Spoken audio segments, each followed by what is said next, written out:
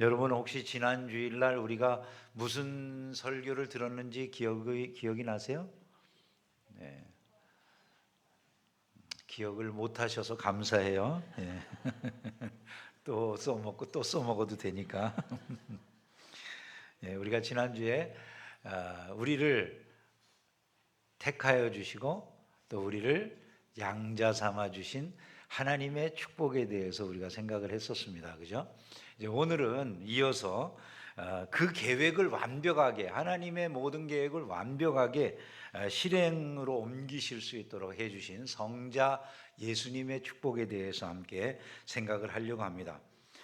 바울 사도는 오늘 말씀 7절에서 우리가 받은 축복을 속량이라 이렇게 표현을 했어요. 속량, 값을 주고 찾아오는 것을 속한다 그렇게 말을 하잖아요.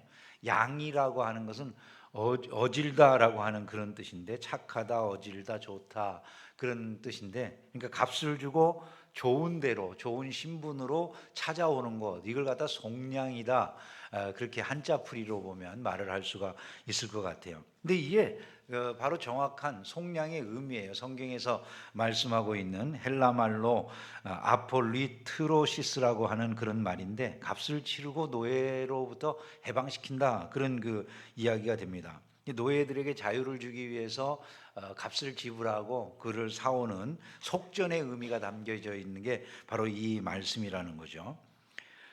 안셀름이라고 하는 유명한 학자가 있어요. 이분은 이제 캔터베리의 대주교였던 분인데, 당시 그 유럽 사회, 이분이 활동하던 시기는 유럽 사회가 봉건주의 시대에 해당되는 그런 사회였습니다.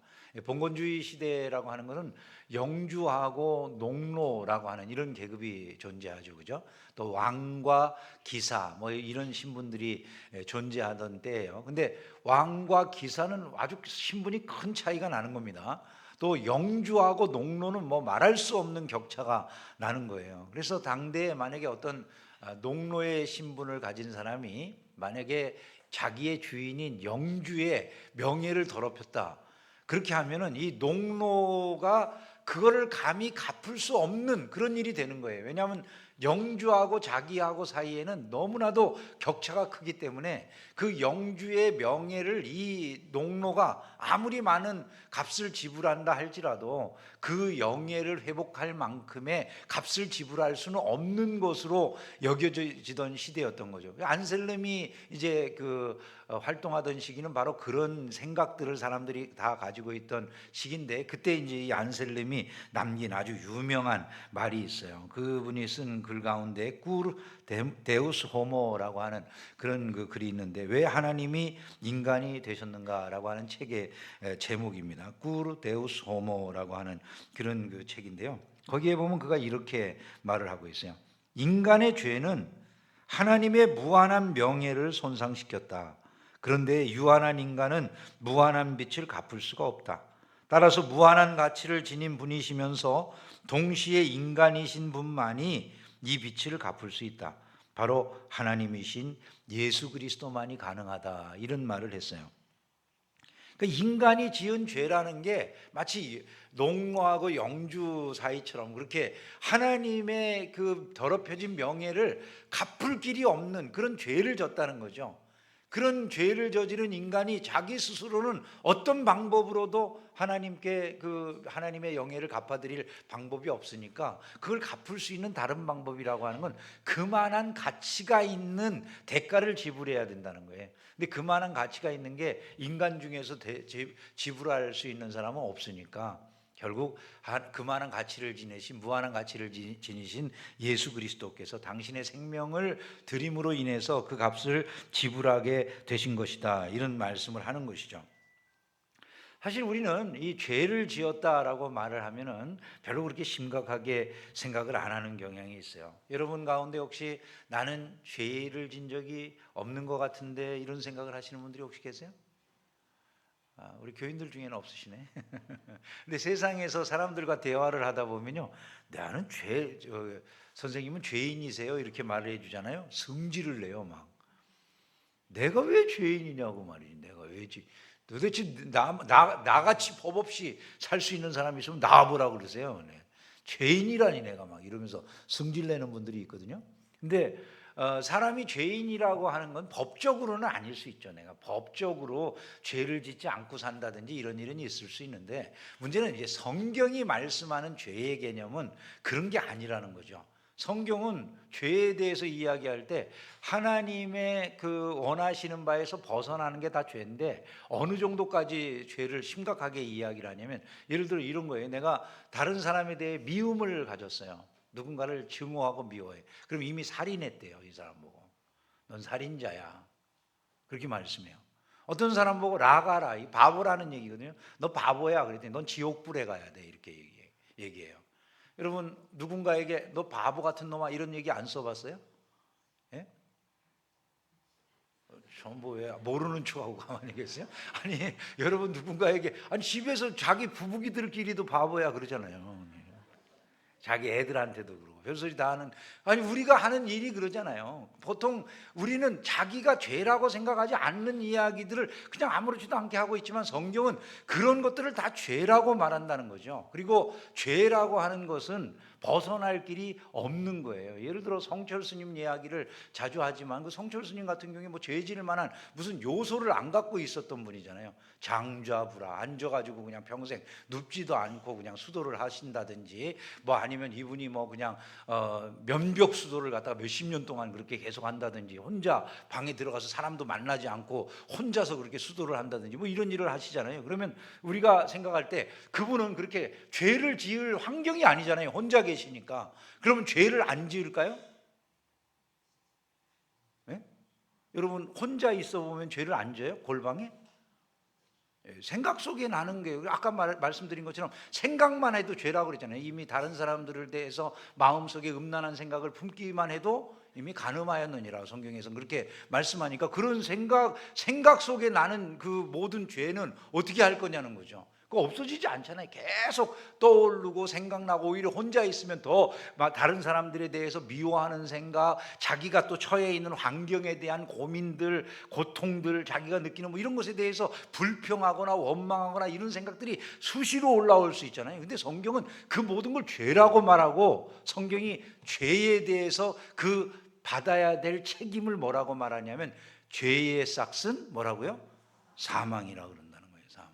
그래서 죄가 사망에 이를 수밖에 없는 거다라고 하면 뭐가 문제가 되냐면 이런 얘기잖아요. 우리의 빚이 사망이니까 생명을 내놔야 되는 빚이라는 얘기 아니겠어요?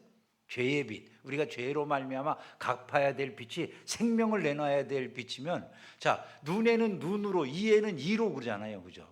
율법이 눈에는 눈으로, 이에는 이로 갚아야 되는 거니까, 생명은 오직 뭐로만 갚아야 돼요? 생명으로밖에는 갚을 길이 없는 거예요. 그러니까 내가 죽어야 된다는 얘기인데, 그 성경은 그 죽음이라는 걸 그냥 단순하게 여기에서 생명 딱 끝나는 게 아니라는 거잖아요. 죽은 다음에 지옥 가는 것까지를 포함하는 거죠. 그죠?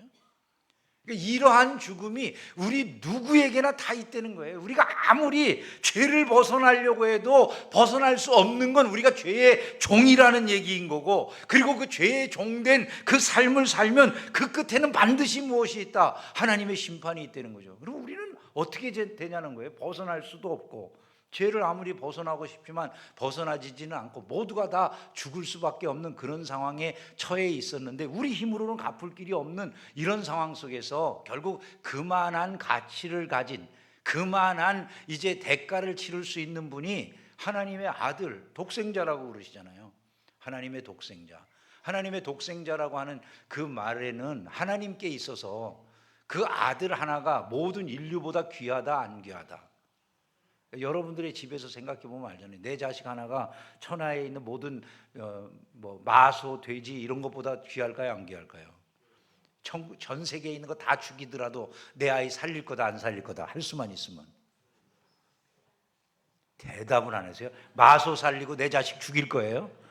그럴 사람이 누가 있겠어요? 아니, 만약에 할 수만 있다, 못하니까 그렇게 안 하는 거지, 할 수만 있다면 다 그거 죽이더라도 내 자식을 살리려고 하는 마음 아니겠습니까? 그러니까 그 생명의 값을 대신할 만한 것이 없는데, 예수님은 하나님의 독생자시니까 그분의 값은 무한한 값이라는 거예요.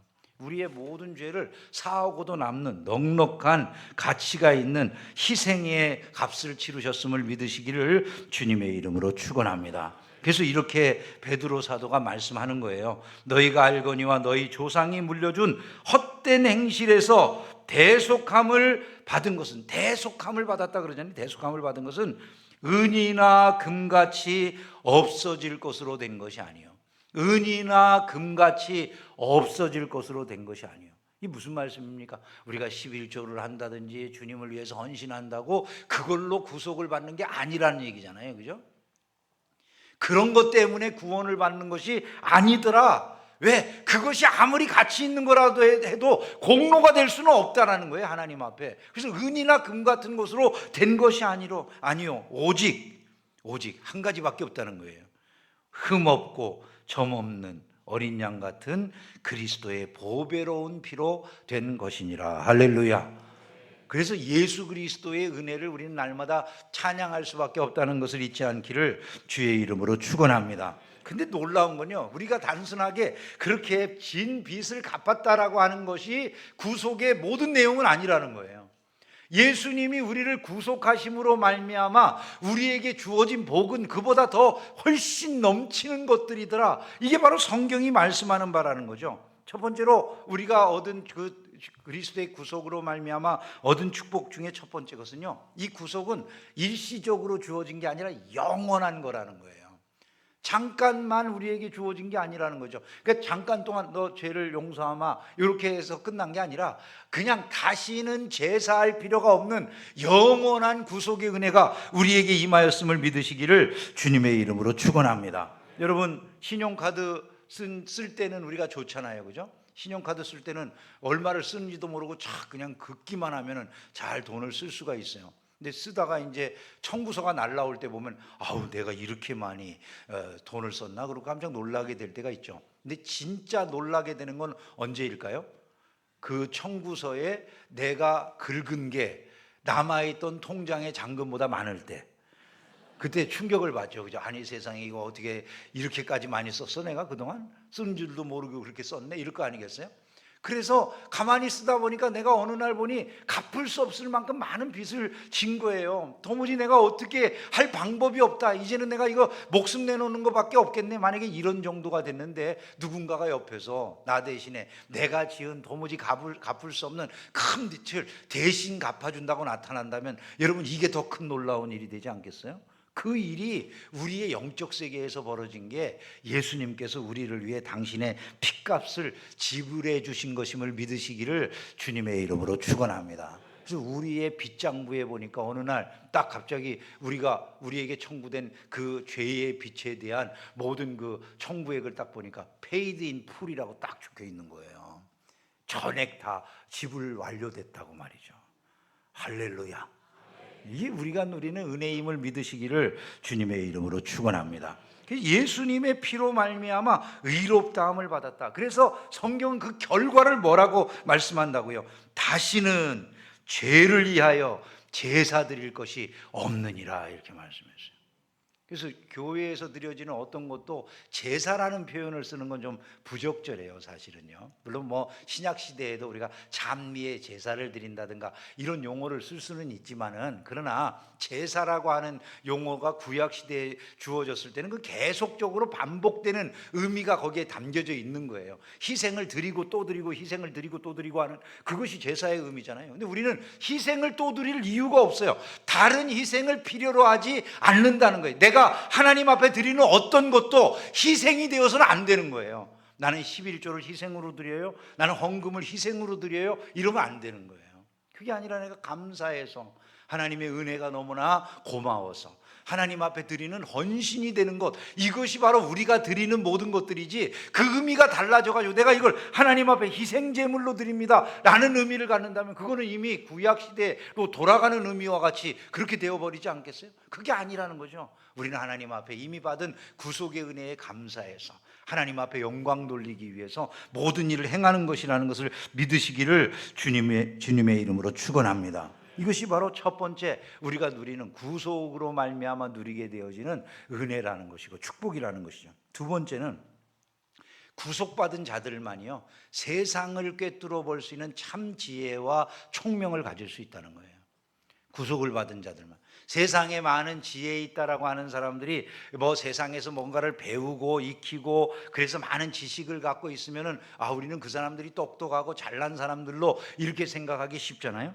그런데 참된 진리, 참다운 그 생명에 관한 일들을 그들이 아느냐? 뭐 세상에서 아무리 지혜로워도 이 세상이 전부인 줄로 알고 살아간다면, 만약에 진짜 저 영원한 세계를 아는 사람의 입장에서 그분들의 모습을 보면 그분들이 하는 일이 어리석기 짝이 없을까요? 지혜롭고 총명하고 지식이 많은 사람으로 보여질까요? 어떨 것 같으세요, 여러분?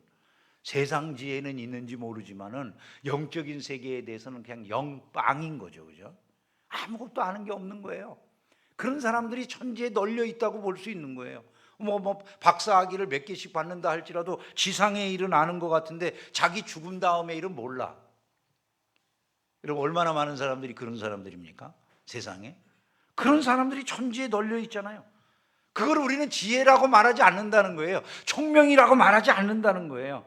참 지혜나 참 총명이라고 하는 것은 내가 어디서부터 와가지고 어디로 가는지, 영생은 도대체 무엇인지, 인생의 목적은 참으로 무엇인지, 이런 것들을 알아야 그거를 참으로 이 사람이 지혜를 가지고 있다, 성경에 말하는 바 지혜라면 그런 게 지혜라는 거예요. 총명을 이야기할 때 사람이 총명해, 뭘 잘 알고 또 똑똑해가지고 이것저것 그냥 센스 있게 잘하는 걸 총명하다고 그렇게 말하는 게 아니라, 이 복잡한 세상에서 어떻게 그리스도인으로서 반듯하게 사람다운 삶을 살 것인지, 자녀에게는 무엇을 물려줘야 될 것인지, 무엇이 영원한 가치가 있는 것이고 무엇이 아닌지, 이걸 어떻게 구분하는지, 이런 걸 아는 것을 총명하다, 그렇게 말하는 게 성경의 교훈인 거예요. 그래서 골로새 2장 3절에 보면요 이렇게 말을 해요. 예수 그리스도 안에만 지혜와 지식의 모든 보화가 감추어져 있느니라. 진짜 지혜, 진짜 총명이라고 하는 걸 얻기를 원한다면 우리가 어디로 가야 된다고요? 그리스도께로 가야 된다는 것이죠. 100세 시대가 돼가지고 지금 대한민국에서는 뭐 정년이 60세 정년이 돼가지고 60세에 은퇴하신 분들이 40년은 더 사셔야 되는가 봐요. 참 대단한 시간들을 앞으로 더 보내야 된다는 거 아니겠습니까? 그죠? 그런 그 시간들을 남겨놓고 남은 시간들을 어떻게 살까에 대해서 생각하지 아니하고 지금처럼 그냥 가도 된다고 여긴다면 이것처럼 불행한 일은 없는 것이죠. 지루하기 짝이 없는 하루하루를 보내게 될 줄도 모른다는 거예요. 우리는 뭘 봐도 항상 편향적으로 보기 쉬운 사람들이죠. 유튜브 채널 하나를 봐도 요즘 우리나라 중장년이 제일 많이 시청하는 게 유튜브라고 그러더라고요. 유튜브 채널 하나를 봐도 우리가 뭘 자꾸 보다 보면 그 알고리즘에 의해서 보려고 하는 것만 뜬다고 그러잖아요. 자꾸 그 비슷한 내용 그것들만 자꾸 뜨니까 지식이나 지혜라고 하는 것도 편향되기 쉬운 거거든요. 어떤 유튜버는 A가 옳다고 그러고 어떤 유튜버는 B가 옳다고 그러고 또 다른 유튜버는 둘 다 틀렸다고 그러고, 이런 이야기 들으면 나는 어디로 가야 되지 이런 생각을 하기 쉬운 게 요즘 너무 정보가 많다 보니까 요즘은 어디로 가야 될지 향방을 모르는 그런 시대가 됐어요. 여러분, 그때 우리 자신들이 반듯한 길을 가려고 하면 반드시 생각해야 될 것이 있다는 거예요. 다른 게 아니에요. 참 지혜와 총명이라고 하는 것은 오직 예수 그리스도 안에 있다, 이걸 아는 거예요. 저와 여러분들이 그리스도에게로 돌아가는 은혜가 있기를 주의 이름으로 축원합니다. 정보가 쏟아져 가지고 조선시대 사람들이 일생 얻을 정보를 요즘은 단 하루에 얻는다고 그래요. 조선시대 사람들이면 일생 얻을 만한 정보 분량이 요즘은 단 하루에 쏟아져 나온다는 거죠. 그 어마어마한 걸 안다고 해가지고 사람이 지혜로워지느냐? 그게 아니에요. 악한 지혜만 늘어나가지고 어제도 3,500만 명인가 대한민국 사람들의 쿠팡에 이제 물건 산 분들 개인정보 다 털렸대요. 빨리 집에 가서 확인해 보셔. 여러분들의 모든 개인정보가 다 털렸대. 그것도 지금 5년간인가 털어가는데도 그걸 쿠팡에서 모르고 있었다는 거예요. 여러분들의 개인정보가 지금 어디로 날아갔는지도 몰라. 그러니까 지금도 여러분 그걸 해킹할 정도의 기술을 가지고 있으면 현대사회에 가장 촉망받을 그 지식의 능력을 가지고 있는 사람들 아닙니까? 그죠? 하는 짓이 근데 뭐라고요? 남의 거 도둑질하는 짓이라고요. 인간성이 바뀌는 게 아니에요. 그건 지혜로운 게 아니라는 거죠. 영원한 하나님 나라에서 본다면 참으로 악하기 짝이 없는 그런 죄악된 행동들에 불과하다는 것을 말씀하는 거예요. 참다운 지혜와 지식과 총명을 얻기를 원한다면 말씀으로 돌아가서 성경을 통해 여러분의 삶에 든든한 토대를 놓아가시기를 주님의 이름으로 축원합니다.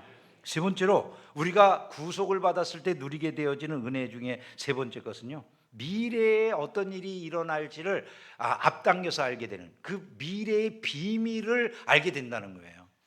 여러분, 세상의 앞날을 미리 내다볼 수 있으면 참 좋겠죠, 그죠? 사람들이 다 뭔가 미래의 일을 알았으면, 그래서 막 사람들의 그 로망이, 그런 희망들이 소위 말하면 영화 속 무슨 뭐 타임머신이 이런 걸로 나타나는 거죠. 뭔가 미래로 가서 그 미래에 일어날 일을 미리 보고 온다면 얼마나 좋을까, 뭐 이런 것들, 또 과거로 가가지고 내 과거를 바꿀 수 있으면 얼마나 좋을까, 뭐 이런 생각들을 사람들이 하는 그런 생각의 그 결과물들이 허구로 나타난 게 뭐 타임머신이라든지 뭐 이런 드라마들이나 그런 것들일 거예요. 근데 그거를 우리는 미래의 일을, 궁극적인 미래의 일을 우리는 이미 아는 자들이다. 성경은 그렇게 말씀을 해요. 그 뜻의 비밀을 우리에게 알리셨으니, 그 뜻의 비밀은 숨겨진 거잖아요, 그죠? 그 뜻의 비밀을 그런데 우리에게는 알리셨대요. 하늘에 있는 것이나 땅에 있는 것이 다, 같이 읽어봅니다. 그리스도 안에서 통일되게 하려 하심이라. 이게 목표예요, 그죠? 이게 목적지예요, 이게. 근데 우리에게 하나님께서 비밀을 알려주셨어. 일어날 미래의 일들에 대한 비밀을 알려주셨다는 거예요. 우리에게는 하나님이 그런 거죠. 야야, 너하고 나는 아주 가까운 부모 자식간이 아니냐. 그러니까 내가 이거 비밀인데 너한테만 가르쳐 줄게 하고 가르쳐 줬다는 거예요. 그러면 그 비밀이 우리에게는 비밀입니까, 아닙니까? 우리에게는 비밀이 아니고 알려진 정보인 거예요. 세상 사람들에게는 비밀인 거죠. 세상 사람들은 그가 하버드 대학의 교수든, 그가 무슨 뭐 서울대학 교수든, 그가 무슨 뭐 이 세상에 아무리 높은 지위에 있는 대통령이든, 아무리 많은 뭐 일을 경험한 그 경험자든 아무 소용없는 거예요. 그들은 모르는 거예요. 그들에게는 그냥 비밀이에요. 숨겨져 있는 건데 하나님의 자녀된 사람들에게는 말씀을 해주셨다는 거예요. 그걸 알려주셨어요. 그 알려주신 내용이 뭐라는 겁니까? 때가 차면. 즉 하나님이 정하시는 때가 되면 어떤 일이 벌어진다고요? 모든 만물이 그리스도 안에서 통일이 되게 된다는 거예요. 요나단 에드워드라고 하는 미국의 유명한 설교자가 이런 말씀을 하셨어요. 구속의 역사라고 하는 책에서 이런 말을 했습니다. 하나님의 구속사역은 타락 직후부터 시작되어 세상 끝까지 계속된다. 모든 역사의 사건들은 한 가지 위대한 목적, 곧 그리스도 안에서 만물을 통일하시려는 하나님의 계획을 향해 움직이고 있다. 이렇게 말을 했어요. 하나님의 계획이 우리에게 드러나 있다는 것이죠. 결국 모든 만물은 그리스도 아래 다 굴복하는 것으로, 그리스도로 말미암아 세상이 다 하나로 통일되는 것으로 그렇게 정해져 있다는 거예요. 여러분, 우리가 세상이 막 흔들려요. 지금 살고 있는 세상이, 그죠? 자녀들의 미래가 어떻게 될지 걱정하는 분들도 많아요. 전쟁이 있죠, 재난이 있죠, 경제 위기가 있죠, 정치적인 분열들이 있죠. 많은 사람들의 입술 속에서 나오는 고백들이 뭡니까? 야, 세상 어떻게 되려고 이래? 이 세상 어디로 흘러가는 거야? 이러다 큰일 나는 거 아니야? 막 걱정이 나고 막 사람들 그러잖아요. 근데 그때마다 우리는 이 점으로 돌아가야 된다는 거예요. 아니, 이렇게 아무리 흔들려도 하나님이 역사를 붙잡고 지금 끌고 가시는 방향은 뚜렷한 거야. 그 방향이 뭐라는 겁니까? 그리스도 안에서 모든 것들이 통일되는 것. 여러분, 이 방향을 향해 역사는 흘러간다는 사실을 잊지 않기를 주의 이름으로 축원합니다. 그러므로 우리가 이런 세상 속에 할 수 있는 일은 다른 게 아니야. 비밀을 아는 우리는 낙심하거나 절망할 이유가 없어요. 어려워지는 일들도 있고 여러 가지 혼돈스러운 일들이 일어날 때도 있지만 우리는 끝을 알아요. 그 끝이 뭐라고요? 그리스도 안에서 세상이 통일되는 거예요. 그러므로 그 나라를 위해서 더 충성해야 되겠다, 이런 생각을 가져야 된다는 것이죠. 날마다 주님 앞에 충성하는 믿음의 사람들이 되시기를 주님의 이름으로 축원합니다. 그것만이 흔들림 없는 인생을 살아가는 길이 된다는 것이고, 이게 바로 우리에게 주어진 최고의 축복이라는 거예요. 제가 여러분들에게 자주 했던 말씀인데 기억하실지 모르겠는데, 제가 예언을 잘하는 사람이라는 걸 여러분 아시죠? 그죠? 제가 예언을 굉장히 잘하는 사람이에요. 저는 뭐 사람의 운명을 예언해. 제가 저한테 제 사람 딱 보고 몇 마디만 나눠보면 그 사람이 어떻게 될 걸 다 알아요. 저는. 에이, 손썰레발. 이게 거짓말이 아니라 진짜예요, 여러분. 제가 아는 건, 여러분들이 뭐 당장 저한테 와서 물어보는 분들이 가끔 있거든요. 목사님, 우리 애가 이번에 대학을 갈 수 있을까요? 이런 거 물어보는 분들이 있어요. 저는 몰라요, 사실. 뭐 그런 걸 몰라. 근데 제가 한 가지 분명하게 알고, 그런 거 뭐 아무리 뭐 별의별 얘기를 해도 그 중간 과정은 별로 중요하지 않잖아요. 끝이 중요한 거지. 근데 저는 끝을 알아요. 제가 여러분에게 끝을 이야기해 드릴게요. 다 예언해 드릴 수 있어요. 여러분들 예수 믿으면 천국 가고요, 안 믿으면 지옥 갑니다. 제가 지금 여러분들에게 해주시는 이 말씀이 예언이에요, 여러분. 너무 중요한 예언이에요. 이거는 하나도 틀리지 않을 거예요. 그러니까 여러분들이 지금 이 예언을 잘 들으셔야 돼요. 막 온갖 것에 궁금하지만 끝이 이거예요. 똑같아요. 이게 지금 그 말씀을 하는 거예요. 세계가 그리스도 안에서 다 통일되게 된다. 와, 이 정부 저 정부, 이 권세 저 권세, 온갖 것들이 다 나타나서 난리가 나도 결국 끝은 하나다라는 거예요. 그리스도 안에서 모든 것이 통일되게 된다, 이 말씀이에요. 여러분, 그것을 알기 때문에 우리는 흔들릴 필요가 없다. 이게 바로 성경의 교훈이라는 거죠. 그 축복을 우리가 누리게 되는 것은 그리스도로 말미암아 누리게 되어지는 거다. 그 구속으로 인해서. 네 번째, 우리가 누리는 축복이 뭔가요? 우리가 하나님의 소중한 기업이 된다는 거예요. 모든 일을 그의 마음의 원대로 역사하시는 이의 계획을 따라 우리가 예정을 입어 그 안에서 뭐가 되었다고요? 기업이 되었다. 그 안에서 우리가 기업이 되었대요. 여러분, 이게 무슨 말씀입니까? 우리가 기업이 되다니. 기업이라고 하는 말이 이해가 되세요? 기업이 됐대요, 여러분들이요. 기업이 뭔데요?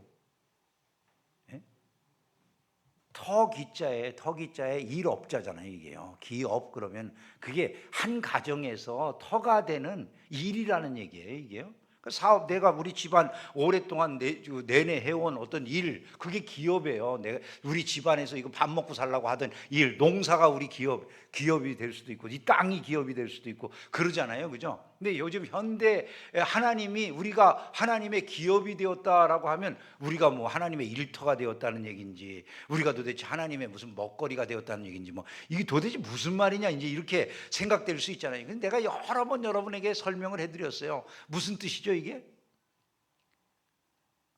또 잊어버려서 감사해.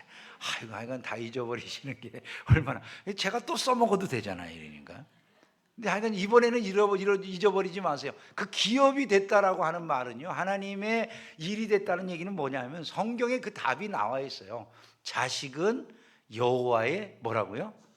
기업이요. 여호와의 주신 기업이요 그러잖아요. 자식은 여호와께서 주신 기업이라는 거예요. 우리가 하나님께 어떤 존재가 되었다고요? 자식과 같은 존재가 되었다고. 여러분 하시는 일을 보면 알잖아요. 여러분 평생 열심히 일하고 노력한 거, 젊은 시절 제일 황금의 시대를 여러분 다 무엇을 위해서 보내셨어요? 자식들 키우느라고, 거기 투자하느라고. 그게 일이었잖아요, 여러분들 일. 애 키우는 게 그냥 이 애 하나 때문에 학원비 되느라고, 뭐 대학 등록금 되느라고 이러면서 평생 노력해. 여러분 대학 등록금까지 내주는데 부모님들이 들인 돈, 뭐 기숙사비 뭐 해가지고 다 입히고 재우고 하면서 드리는 돈이 총 얼마 정도 든다고요? 적어도 4억이 든대요. 근데 우리나라 60대 이상의 장년층, 노년층 들어가는 사람들, 그분들의 평균 이제 자산을 보니까요, 얼마 있게요? 우리나라 장년층의 평균 자산이 한 2억 얼마인가 되더라고요. 그러니까 자식에게 4억 쏟아붓고 자기가 지금 가지고 있는 평균 자산은 2억 정도밖에 안 되는 거예요. 그러면 내가 실제로 모든 것을 쏟아부는 부분, 내 투자는 다 어디에 들어가 있는 거예요? 자식에게 다 들어가 있는 거예요. 그게 내 일이었던 거예요. 근데 왜 그랬을까요, 여러분? 그거 하면서 우리가 무슨 마음속에 조금이라도 아까움이 있었을까요? 없었잖아요. 왜 그렇게 합니까? 가장 소중하기 때문이잖아요, 자녀들이. 여러분들이 생각을 해보세요. 하나님이 여러분들을 하나님의 기업이라고 말씀하세요. 그게 무슨 말인지 이해가 되시잖아요. 제일 소중한 존재라는 거예요. 토마스 아퀴나스라고 하는 분이 이런 말을 했어요. 신학대전에서. 하나님은 우리를 필요로 하셔서 창조하신 것이 아니라 우리가 하나님의 선하심에 참여하게 하시려고 창조하셨다. 우리는 하나님의 기쁨이며 보물이다. 이렇게 말씀했어요. 하나님의 기쁨이며 보물이다. 한번 우리에게 이렇게 가슴에다가 한번 이렇게 손을 대고 말해 줍시다. 나는 하나님의 기쁨이며 보물이다.